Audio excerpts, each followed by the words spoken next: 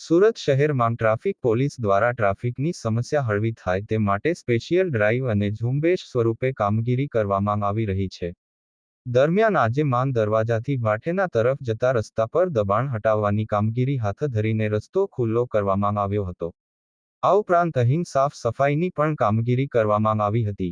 સુરત શહેરમાં ટ્રાફિકની સમસ્યા હળવી થાય અને વાહન ચાલકોને હાલાકી ના પડે તે માટે સુરત શહેર ટ્રાફિક પોલીસ દ્વારા ઝુંબેશ અને રોંગ સાઇડ નો પાર્કિંગમાં વાહનો પાર્ક અને ઓવર સ્પીડિંગ વાહનો હંકારતા વાહન ચાલકો સામે સ્પેશિયલ ડ્રાઇવ યોજીને કાર્યવાહી કરવામાં આવી રહી છે.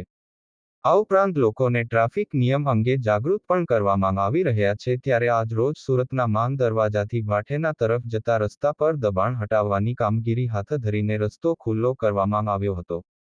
મનપાની ટીમ સાથે અહીં કામગીરી કરવામાં આવી હતી. આ ઉપરાંત જે વાહનોને ટોઈંગ કરવાની જરૂરિયાત લાગી છે તેને ટોઈંગ પણ કરવામાં આવ્યા હતા. દબાણ હટાવવા સાથે સાફ સફાઈની કામગીરી પણ કરવામાં આવી હતી.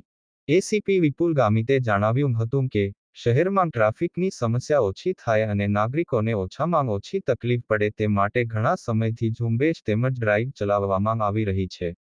જેમાં ખાસ કરીને રોડ પર અડચણરૂપ દબાણો હોય કે ઘણા સમયથી જૂના વાહનો પડ્યા હોય કે ભંગાર પડ્યો હોય તેને હટાવવાથી રોડ પહોળો થાય અને ટ્રાફિક સમસ્યા ના થાય.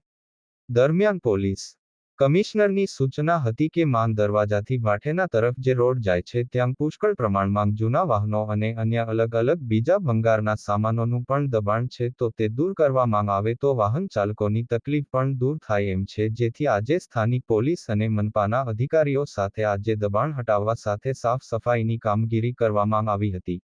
આજે માન દરવાજાથી ભાઠેના સુધીનો રોડ ક્લિયર કરવામાં આવ્યો છે. આ ઉપરાંત જે વાહનોને ટોઈંગ કરવાની જરૂરિયાત લાગી છે તેને ટોઈંગ પણ કરવામાં આવ્યા છે. આ ઉપરાંત આગામી સમયમાં અહીં ફરી દબાણ ના થાય તે માટે એક પોલીસનો પોઈન્ટ પણ મૂકવામાં આવશે જેથી કરીને વાહન ચાલકોને પણ હાલાકી ના પડે.